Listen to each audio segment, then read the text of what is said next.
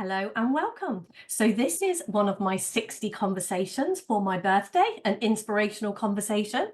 I have to confess to my lovely guest today, Beshlie. I don't know Beshlie very well at all. We have moved in the same circles. I know of her, and then definitely some of the things she is up to inspire me, but I don't know her. So I would love to get to know you a little bit better today. And yeah, let's see where this conversation goes. So do you want to tell us a little bit about you, who you are, and what you're up to? And let's go. Brilliant. Oh, I love this. I love the possibility in this. And we were just sort of chatting before. It is great to just reach out to people who we don't really know that well and just kind of see where the conversation goes. So I was very flattered and honoured to be invited on. Thank you so much, Deb. I am a leadership coach, a life coach, business coach. I have a background in recruitment. So I did 20 years as a headhunter in that sort of cutthroat business world. Never felt fulfilled.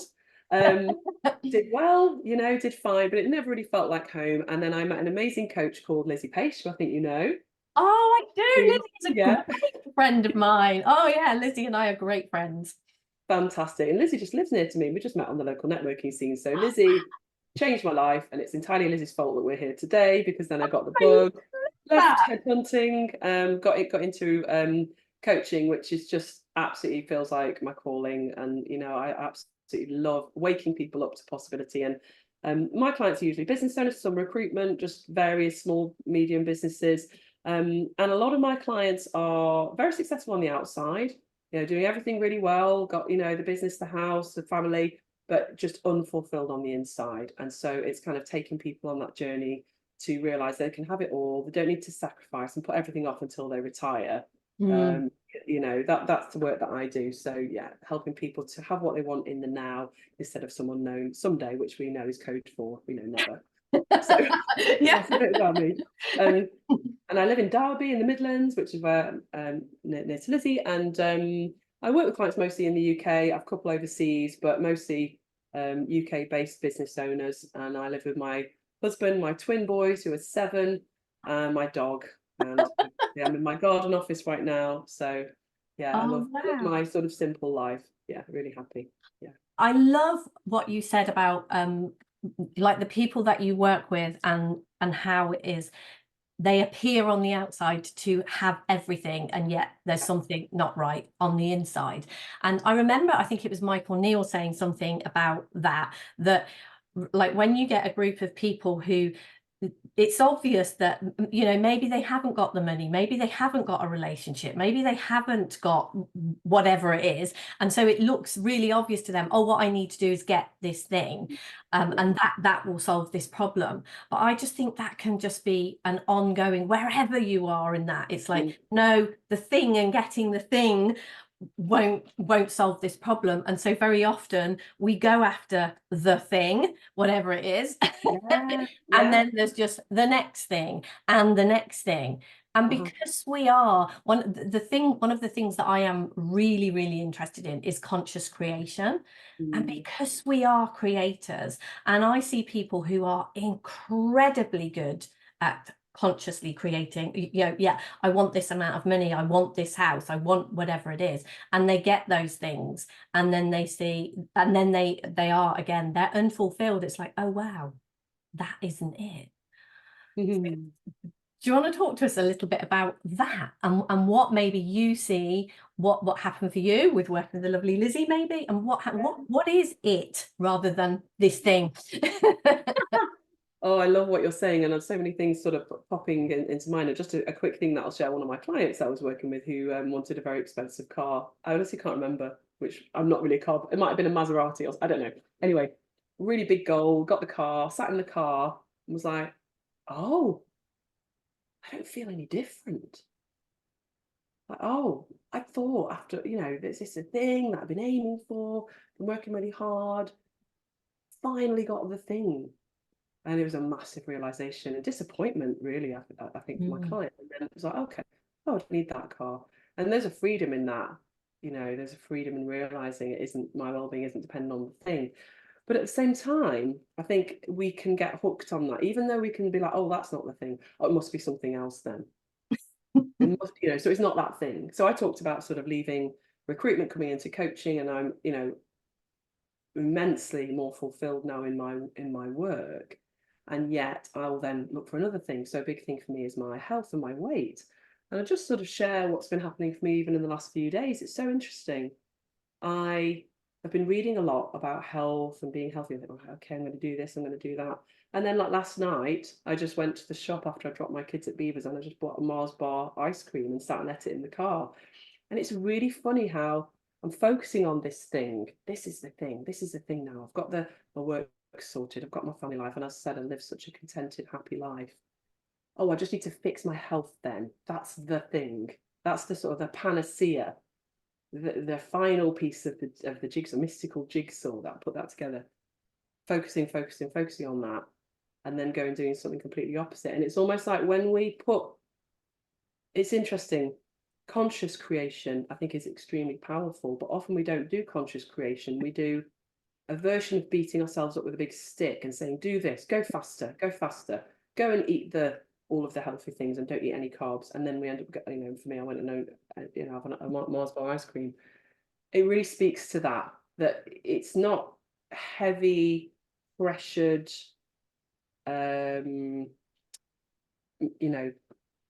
focus that we need. It's light, relaxed, removing of the pressure that actually creates real change. That's kind of what I feel. That's what I've seen. I love that. I love that. And absolutely, I think it is, we put ourselves under immense pressure. And like you said, you've got twin boys, and I know my experience, I've got 3 children, they're all grown up now, but I'm watching my daughter. I've got 2 grandchildren. I've got 2 daughters. I've got 2 grandchildren with the same daughter, and both of my daughters are pregnant again at the moment. Oh my goodness, wow. So my grandchildren quota is going to go from 2 to 4 by the end of this year. But one of the things that I am watching play out is this whole, how much pressure we put ourselves under as moms. It's like, I have to be the perfect mom. I have to, whatever it is. And it's like, exactly like you said, this immense pressure to get it right. And I can remember, one of the things that I'm having a lot of conversations with my daughters about is like, don't do that. Because I could see they learned that from me. I had this, I have to get this right. I have to, whatever. And the more pressure I put on myself, the worse it got. I mean, I made a terrible job of parenting my children. And it was like, oh my gosh.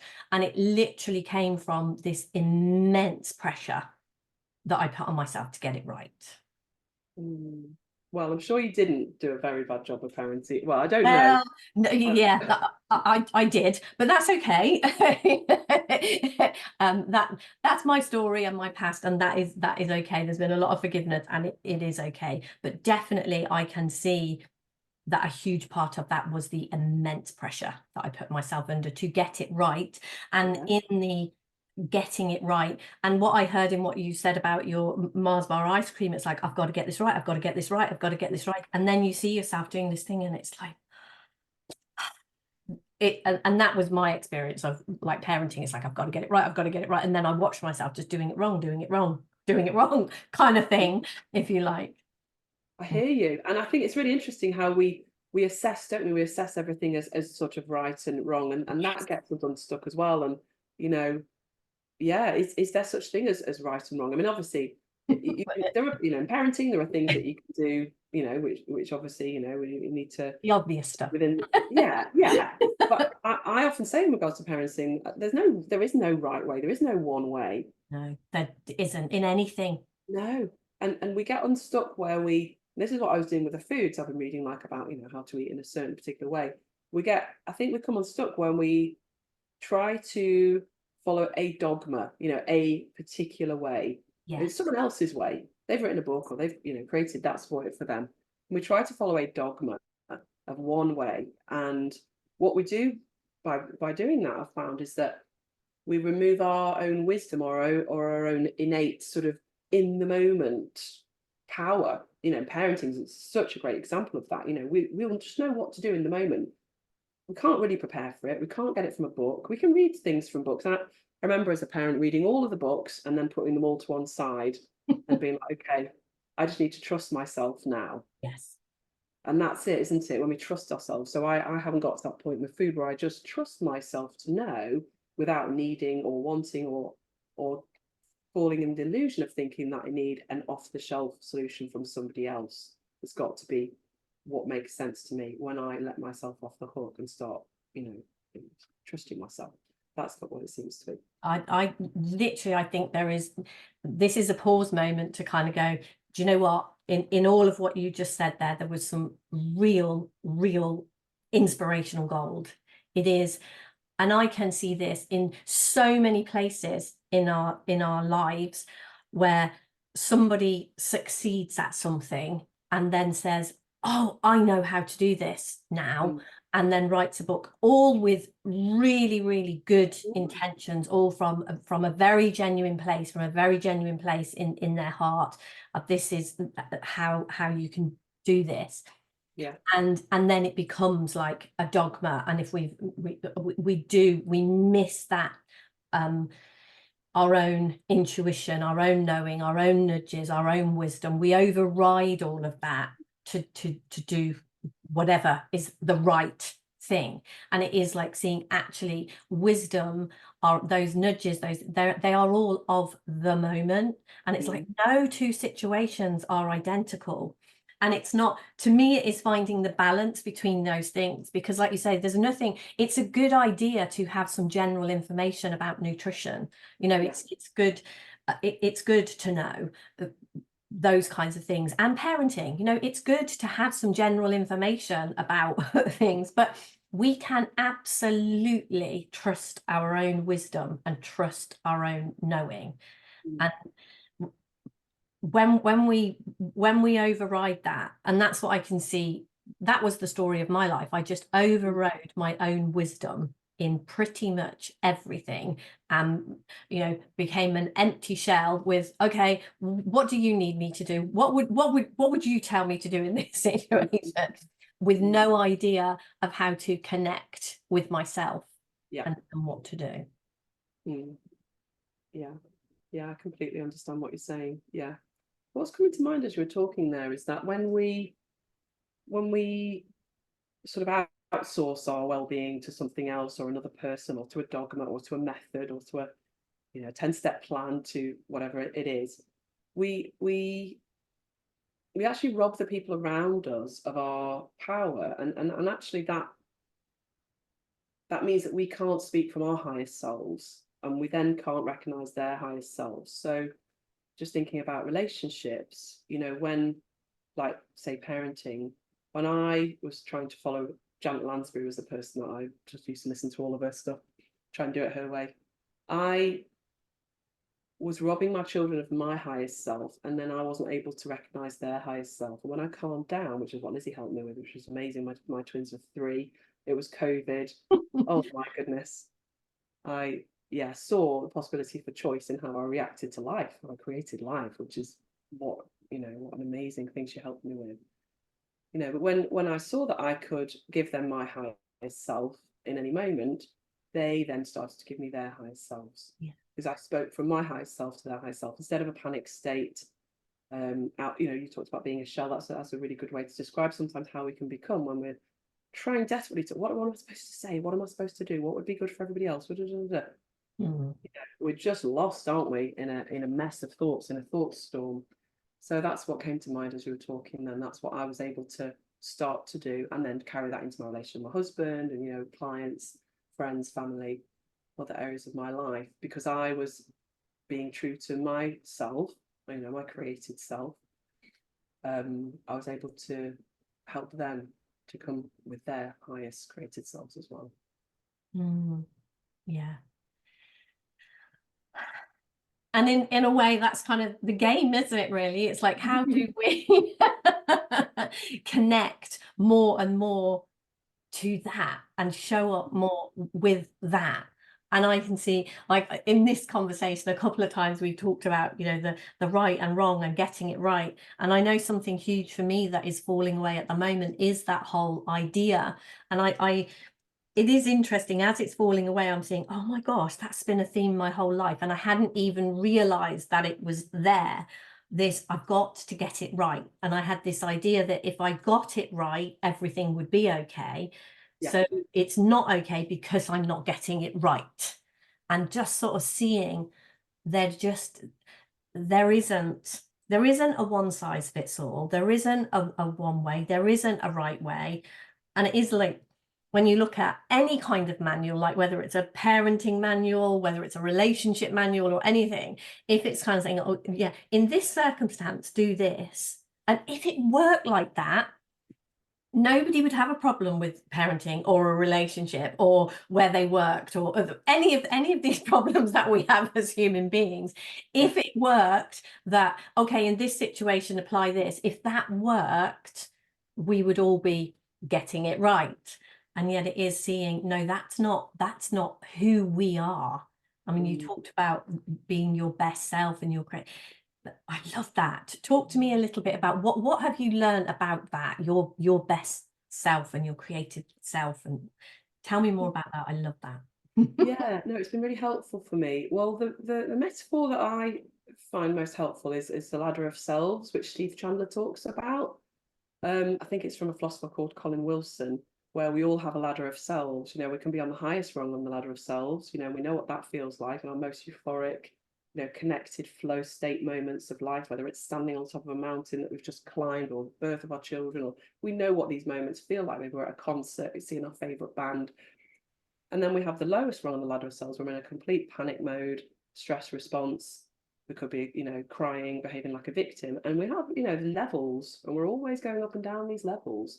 And, you know, when I create myself at the highest rung on my ladder of selves, and I aim for that on a daily basis, I have a document that I've created, you know, based on the work of Steve Hardison. That's me choosing today, I'm going to be the highest rung on the ladder of self. I'm not always going to be there, but that's my intention, and that's my creation, if you like, on a daily basis. And we all know what those different states feel like. We all recognize those states. And just having awareness of that and knowing, okay, we don't need to panic. I've just gone down and, you know, to the bottom rung of the ladder of selves, and I will come back up again.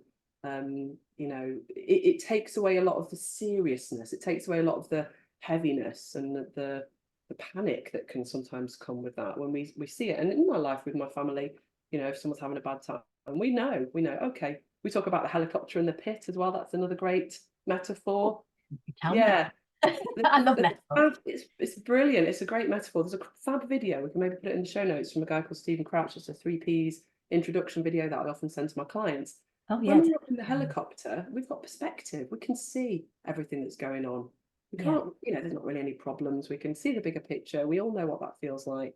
But when we're down in what he describes as the pit, it's very serious, it's very dirty, there's a lot of interference, a lot of rocks, problems, it's all urgent. And my kids will say to me, Mum, are you in the pit? I'm like, oh yeah. Yeah. I'm on my way to a helicopter though. Okay. Yeah. I think for me, the great things about that is the recognizing and the knowing of that.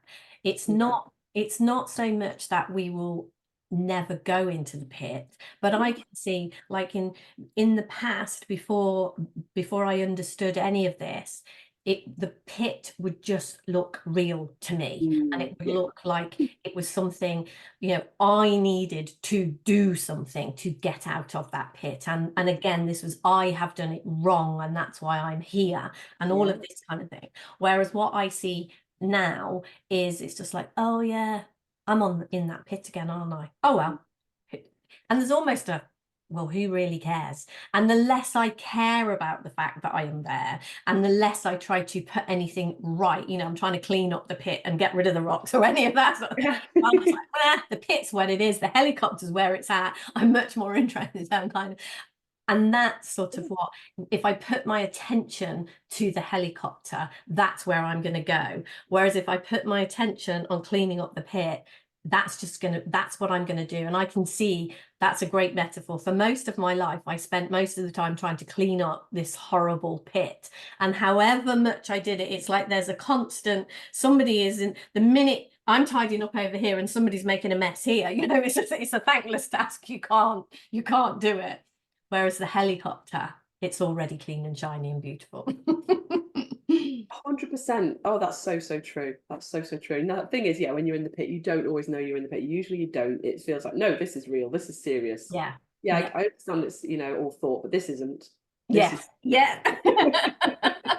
And then we're like, okay, all right, something's wrong here. I've forgotten how it works. Yeah. Yeah. And I think that the gem is the more and more and more we recognize the pit for what it is. And I guess that's like, when I'm saying this whole right and wrong thing, this was one of my pits and I didn't realize that was a reality for me. That wasn't a pit, that was real. And suddenly saying, oh, that's another one of those pits, isn't it? Yeah. But to me, the more that we are in this conversation, and definitely a part of having these conversations is knowing the more we recognize those pits and the more of them, the more we see, oh yeah, this isn't real either. This is one of those places. And I find these conversations for me, and hearing it, like you've just used a couple of metaphors that I've never heard before, and it's like, oh yeah, that's great. I love those metaphors, because it just opens me up to seeing more and more. Yeah, I'm just in that pit, and there's nothing. In actual fact, the less I do to get out of the pit, and the more that I just look to the helicopter, the more helpful it is. And yet when it seems so real, I get very, very busy trying to do something about it. Yeah, absolutely. Yeah.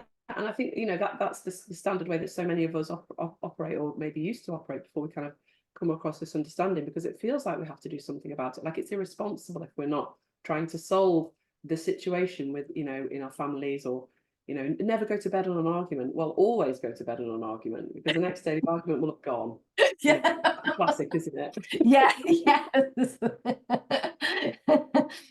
I love that. Yeah, because I know, yeah, for me, one of the things was that whole never go to bed on an argument. It's when I was in an agitated state and the other person's in an agitated, like, we've got to sort this out, right? We've got to sort it out. It's like, Yeah. you're not going to sort it out from there, are you?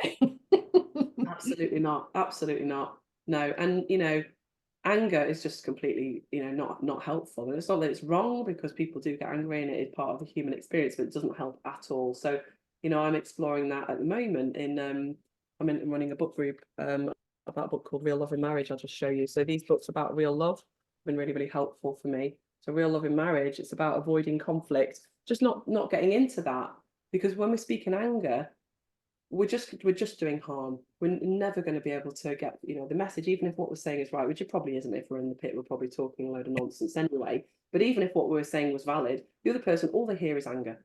Don't hear the message, can't learn. And certainly in parenting, that's been a massive game changer for me. Never trying to teach my children, and I'm even disappointed, angry, can't hear it. There's no point. It does more harm than good. So it's like, kind of zip it. Wait, when everything's calmed down and they're able to then have a nice conversation, and create some agreements, and speak about it in a calm way rather than in an angry way, because it doesn't help anything. Yeah, I really, really see that, and see one of the things that is really becoming clearer and clearer to me is about our energy. You might call that our states, our level of consciousness, our vibration, depending on what conversation you're in, but really seeing that is what we are communicating. It's like our words are powerful, but to me, it's not the words themselves. It is the energy that the words, and like you say, if you are trying to communicate in anger, even if what you are saying, even if when you calm down you say, oh yeah, it is that, but it's an entirely different thing from a different energy, because it's absolutely, and we are energetic, vibrational, conscious, whatever you want to call it. That's who we are. That's who we are at our core. And to me, when we are in it, when we are our best selves, when you talked about that ladder of selves again, it's the same thing, isn't it? It's like, where are you? Because it doesn't matter. My story is I was in a very abusive relationship, and I'm really noticing now why it was so confusing, because what was being said it was much, much more about the energy. And yet if I would convey to someone, well, he said this, what he actually said was perfectly okay. And so when you're conveying it and there's no, that you don't understand the energy or what was going on there, and you say, well, it might be, he said he loved me. And people are going, well, what's the problem with that? And there isn't any problem with that, but the energy in which it is said. And that's what I'm hearing in what you say. It's like any of these things, we might be saying something that we would, if we said that from a different energy, from a different state, that would be helpful, that would be good, that would take things forward. But but saying that thing from a state of fear or anger or any of those kinds of lower vibrations, that lower energy, it's just, that is what is going to be conveyed and heard. 100%, yeah. And it's who we're being in any moment. That is what has the biggest impact in every situation. So just being, if we're going to be loving, calm, kind, it doesn't matter what we do. It doesn't matter what we say. It will be right. It will be helpful. Even it could be nothing. Just being there. Just being, say, with a child that's having a tantrum, for example, just being there and not buying into it, not getting on that bandwagon and joining in the party, not doing that, but also not judging, and also not needing for it to end because this is inconvenient for me and I don't like it, and it's I'm just being, and acceptance, I guess, is the biggest thing that we can do. And I guess that's what we do as coaches, isn't it? We offer that space, we hold that space for people, we accept whatever comes up, and then we carry that into our lives, most importantly with ourselves. And we kind of instinctively know this, don't we? I remember years ago talking, it was at an open day, actually. It was with my son, and he's 26 now, and it was when he was at school. There was an open day about at the fire station, and I went with the school and took some of the kids around the fire station, and I was talking to one of the firemen there. And they were talking about some of the situations that they sometimes found themselves in, and very much their job was to stay detached, as in not get into this, if somebody is like panicking about whether it's their stuff or another, a member of their family might be in the house or whatever, if there was a fire or something. And it's like the fireman was sort of saying, we are not helpful if we go into panic. If we go into, oh my God, there's someone trapped in the house, panic, panic, panic, panic, panic, panic, we actually become the part of the problem, not part of the solution. And it's the same thing, isn't it? And that looks so obvious to us. Like if we, if your house went on fire now, and you would want someone who could come in with a, right, okay, you do this, you do this, you do this, we'll do this, this will help, this will help, this will help, rather than somebody who's going, oh my God, Beshlie, stop it. It's just not helpful. And we know that, and we will want that person who they've got a clear mind. They're not in the story of the terrible future that might happen if this doesn't turn out the right way. They're in the right, this is what you do to calm those flames, to get this, to have the best outcome.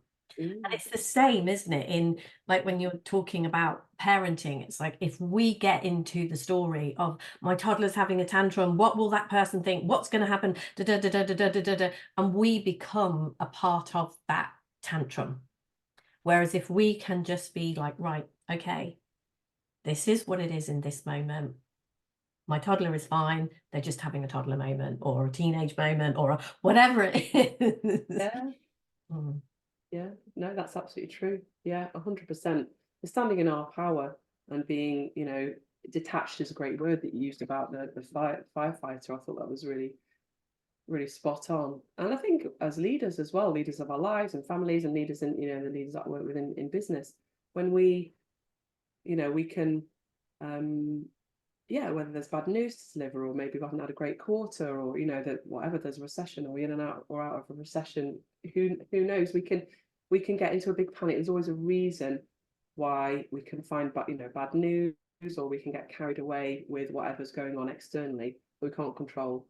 But when we stand in our power, as leaders, and we stay calm, and we actually look at the reality of what's going on, we can then help our people to actually calm down, settle down, and then actually be able to go out and do what needs to be done instead of from a place of fear, panic, worry. Yeah, there's no value in that. There's no value in going down like that bottom rung of the ladder of selves. In fact, that's what people will then probably most likely leave a business, because they'll think, well, this is not a safe leader, you know. And I learned a lot about this when we got a puppy, actually, to be honest with you. It's really interesting reading up about sort of how to train this puppy, who's amazing now. He's 1.5. And I read in a book, it said, you know, if you get into a panic and the puppy's doing something crazy, the puppy will think, this is not a safe pack leader. I must be the leader. I'm going to take charge. And that's when it'll it's obviously crazy. But it's exactly the same. We are animals, whatever scenario we're in, whether it's work, business, we need to be a safe pack leader. And then that will help everyone around us. And you can see that is an energy thing, isn't it? Again, you know, you can be saying all the right things, but and I think a puppy, that's a great analogy for this, because puppies don't, or animals don't understand our words, but we communicate our energy. For like, you could really be loving and really be calm and kind of going, oh yeah, I'm in a terrible panic, I really hate you, whatever. But if your energy isn't conveying that, so it's not and it is like you say, if a puppy will, if they do something and you panic and get into that state and they think, oh yeah, this isn't safe. And it's the same with small children, isn't it? Because they do learn language and they do learn to communicate. And I can see then, when our words don't fit with our energy, that's what I can see how I got so confused in my life, because it was like I didn't realize that I was feeling the energy and knowing something from the energy. I kept going back to the words and thinking, well, what's going on here then? Because, you know, this is being said and that should be okay, and that and the confusion between the two. So that's almost like, whereas like you say with an animal or something, it's just clear, because they haven't got the confusion of somebody saying one thing and being energetically the two not matching. Whereas when a puppy is like, yeah, I just know that you're not a safe place, so I've got to be the leader. Because you can see that in children as well, can't you? In like with the parenting, if there are problems in a home, a child will try to become the leader, the one who looks after, the one who, whatever. You see that, don't you? Yeah, definitely. Yeah, absolutely. Yeah, it's really, really interesting. And a lot of people,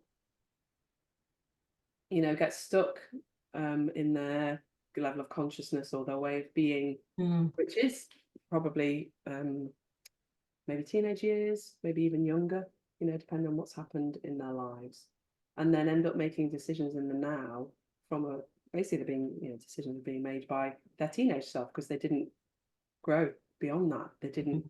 They decided that they had a personality. They clung on to it, dear life. And they just got fixed there, and they don't a lot of people don't know how flexible and malleable our personalities are. And so people end up making decisions throughout their adult life from that place. And maybe in their teenage years it was unstable and they felt like they had to be the leader and step up, and that was too much, and it was stressful. And then they find themselves a leader of a business, and it's like, oh, I haven't got the tools here, because they haven't really grown. And that's what I help people with, you know, to sort of raise that level of consciousness, or that, you know, up on the ladder of selves, and also to realize that they have absolute power to create themselves of what they want to be. You know, we're not fixed. That's news to most people, really big news. Yeah, tell me more about that. I love that. Yeah, the whole, how the creating of ourselves, that is something I'm with the conscious creation. That's really what I am seeing and putting words on and moving into. Yeah, this whole creation of ourselves. So talk to me more about that, because I love it. Oh my goodness, yeah, this is so much fun. How many hours have you got? You know, well, you know, even if we have to turn off the video, me and you can carry. Yeah. Oh no, it's such a fun conversation. It really is. So full of possibility. You know, we're just not fixed. You know, when I was a recruiter, I did a lot of psychometric tests, and that was something that I used in my work and really kind of bought into. you know, that I was a certain type of person, and I would, you know, do all these DISC and all these other Myers-Briggs. And I'm not a fan of any of that now, because I think it does keep people stuck. I mean, we do have tendencies, but they're not who we are. And we all know people that have gone, you know, the introvert that's gone and then, you know, done a big speech, or the sort of person who'd never done exercise that goes and runs a marathon. You know, we all have this immense capacity to create ourselves and to choose who we want to be. You know, this choice, this inner stance that we can take in any situation. And it's been very, very powerful for me to step into that. You know, I can choose how I show up in my life. And like I say, I've got a document that I create myself.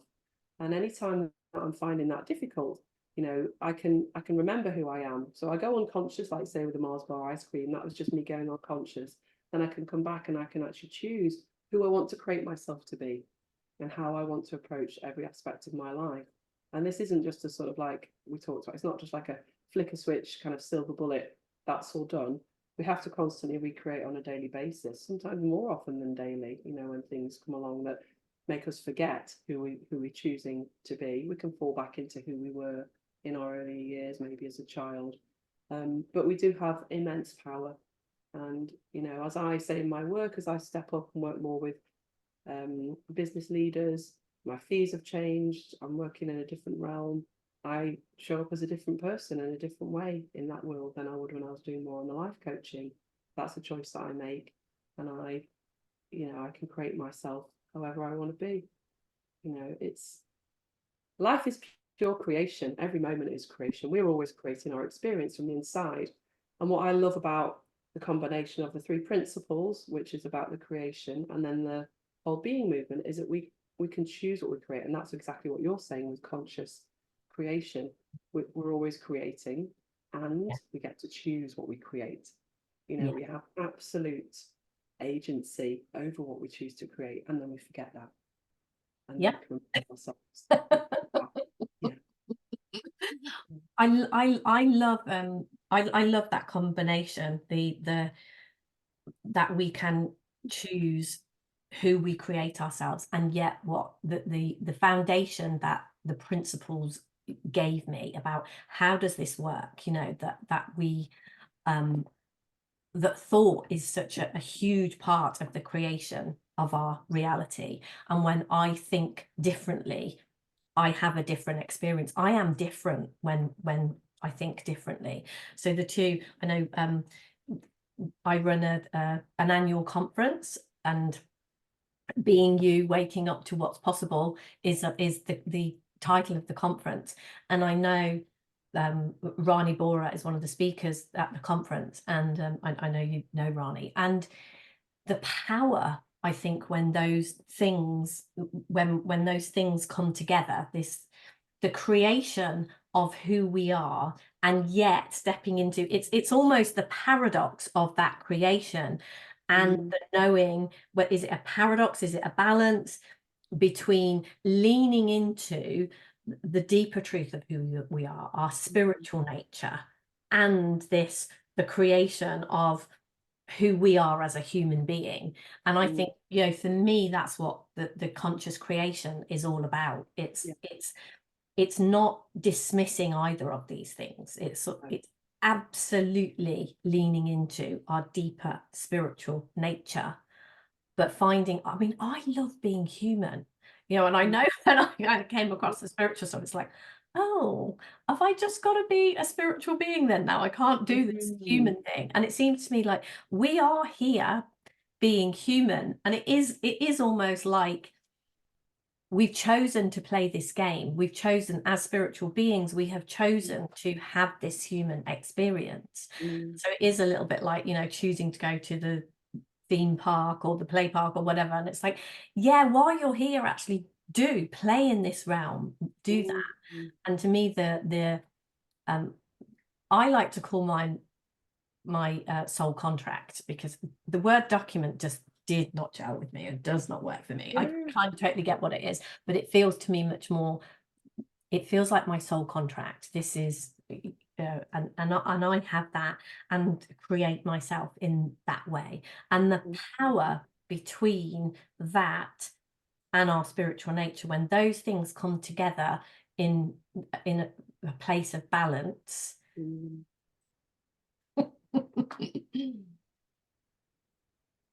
Yeah, I love that soul contract. Tell me more about that. I love the name.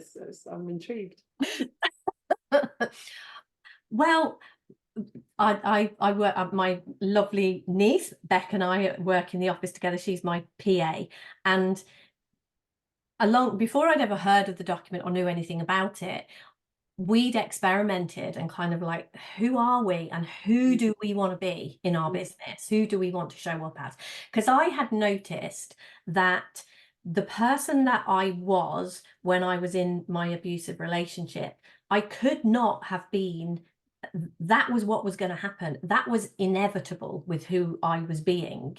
And that is obviously a hindsight thing. I didn't realize that I was an integral part of the creation of it whilst it was happening. I thought I was a victim of something that was happening to me. But now what I see is that person who I was being, that pit that I was in, whatever you want to call it, it could not have been different. It would be like planting an apple tree and expecting pears. It's like it doesn't work that way. If you are being that, this is what is going to happen. So I sort of was really seeing that, and that's like, okay, so who do I want to be? If I am here as a spiritual being, who is it that I want to be? And make a contract with that truth of who I am, my own soul, my own inner being. Make a contract with who is it you're going to show. You know, there's this spiritual bit that's guiding me that I can lean into. What's my part of this? Who am I gonna be? So we just created some things that we knew to be true about who we wanted to be.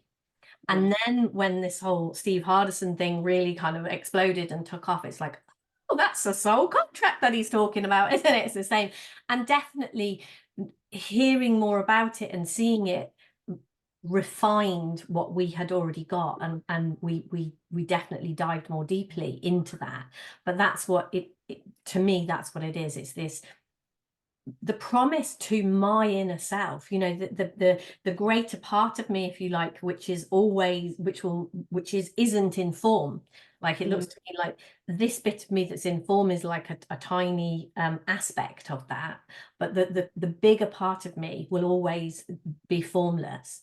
And so it's like this little part of me is making a contract with this bigger part of me that, yeah, this is who I'm gonna be, rather than it happening by default or accident.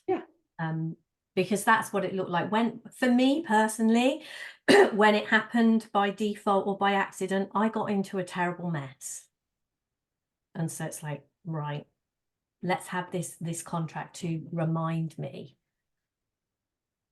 But yeah, so so yeah, we have soul contracts. I love it. Thank you for explaining it. It really, really makes sense. I love what you were saying about, so it's your contract between your physical, you that's here in the world of form, and the formless. I love that. That really, really makes sense. Yeah, really makes sense.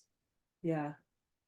Yeah. And that's how I see the two kind of movements, if you like, the 3 Ps and the whole being movement. You know, the 3 Ps is speaks to the formless, which is foundational, and it comes first, and it's how we create our experience. And then I kind of talk about like rocket fuel, like the being movement gives rocket fuel to that, and permission to have everything that we want in the world of form, so that we don't have to be feeling that we can be happy on the inside and be spiritually fulfilled, but, you know, not give ourselves permission to have what we want in the world of form, whether it's wealth, abundance, you know, stuff. I think that sometimes has been difficult to align, but I'm really sort of seeing the truth that we can have what we want. You know, I think about a mountain without a top. You know, all these different paths up the mountain, whether it's health, abundance, spirituality, you know, all of these different paths that we're on. I see their alignment of everything. You know, there's no sacrifice. Not that we can't have one. You know, I talked at the start about people putting things off until they're, well, I can be happy when I retire, then I can take time for myself and finally relax. No, You can do that if you want, but probably what will happen is when you Now. retire, yeah, you won't get that. The Mm, awful truth is, so many people when they retire, they don't have a purpose, they die. yeah. They don't, you know. So I don't plan to retire. I plan on, you know, to work. As long as Me people want to talk to me, I'll be here. I don't care if I'm, you know, in a, you know, in an old folks' home in my VR headset, hosting a 3P conference or something. It'll be hilarious. I'll keep going. You know, we don't have to sacrifice. We don't have to say, oh, I can't have the health then because I'm doing the work business thing and I've got a family, I don't have time. No, we can have it all right now. Everything that we want, we don't need to sacrifice. That's how I see it.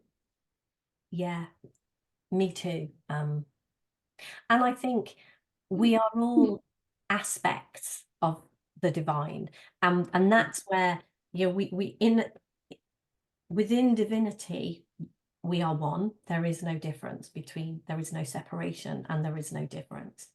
And then in this human bit, we are aspects, and we have desires. It's like, and we have different desires, and definitely a part of the whole conscious creation and the soul contract and all of this for me was allowing myself to be me, as in what I am called to do. I know, again, if I go back to this whole getting it right, I didn't trust my own calling. It was like, oh, okay, so if Beshlie likes this, she's got it right, she's better, that's who I should be. And it's like, oh yeah, you know, what I want isn't valid or isn't good enough or whatever. And so this whole idea that what someone else likes or wants is what I should be, that, and not allowing myself to actually, what is it you want? What is it you are called? And that, to me, that was just another way of sacrificing.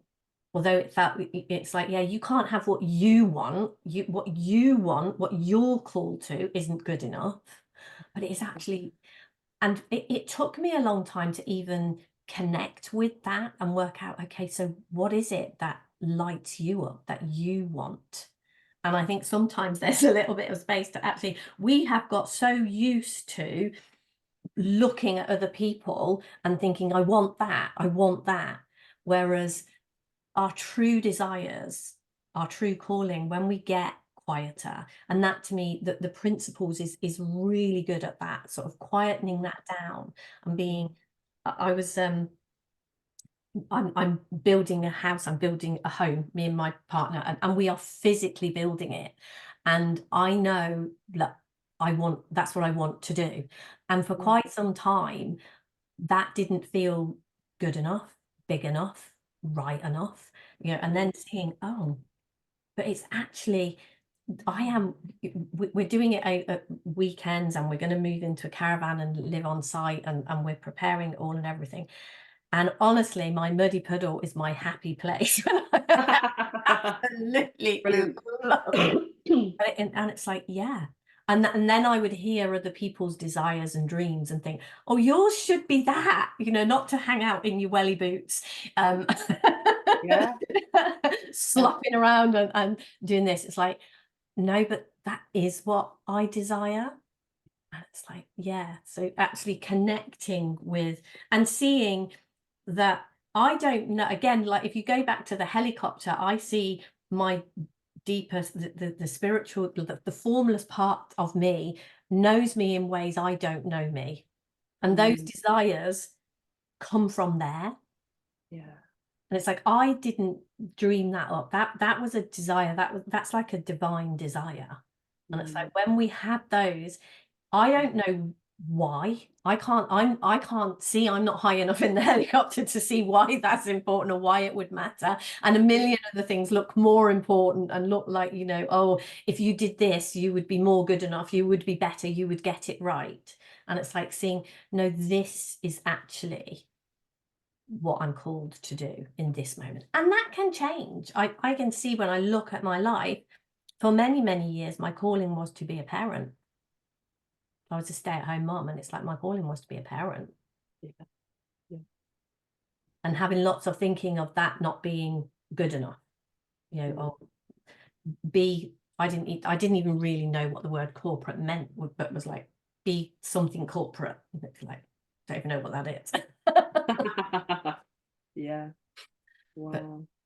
yeah, so it's seeing our own desires and our own calling. And I love how you have said, yeah, we don't need to sacrifice. If this is what I am called to do, if this is what I love the idea of doing, we don't need to we don't lack in anything.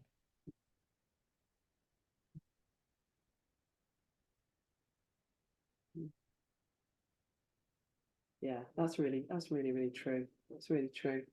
We can convince ourselves that we do, but we don't. You know, we can create life on our own terms, how we want it to be, and we have so much more power than we realise. You know, it's quite astonishing, really, how flexible we can be and how creative we can be. When we start to see the cracks in this thing called reality that we walk around, start to see the cracks appear. It's like, oh, okay, I can create from there, and it's very exciting. That's what I love. That's what's so exciting about this profession. I think in my own life and my clients and people around me, seeing people waking up to that is very exciting. Yeah, it is. It is. I have loved our time together. And it's been great getting to know you a little bit better. If people want to connect with you, where's the best place for them to find you, to connect with you, to find out? I'm on Facebook, but I prefer LinkedIn. As a recruiter, I kind of spent my whole life on there. It was like one of the first people on there. So yeah, I really love LinkedIn. So I'm on there. My email address is hello@beshlie.coach if people want to email me. BESHLIE. Yeah, they're probably the best ways to get hold of me, I would say. Yeah. Cool. And just before we press end on this, what do you think we are here for in life? What is the meaning of this? What are we here for? Just a tiny little throwaway. Yeah, just chuck that in there at the end. What is the meaning of life? What are we here for? Well, I loved what you said about the soul contract, and that's a phrase that I really vibe with. That's used. I don't know if you've come across radical self-forgiveness, Colin Tipping. There's a worksheet that goes with that book which uses that phrase, soul contract, how we're here to there's a divine order, without a doubt. For me, there's a divine order going on. And it's funny because I'm not a religious person. I was brought up religious, and then I was like sort of militant atheist, I would say, probably for a long time. And now I would describe myself as spiritual. And I do feel there's a divine order, and we have huge creative power. So we are here to be fully expressed, I would say, is the simplest answer to that. I love it. We're here to show what's possible and to be the fullest expression of ourselves. Yeah. I love that. I love that. Thank you so much for your time. Thank you so much for inviting me. It's been such a pleasure.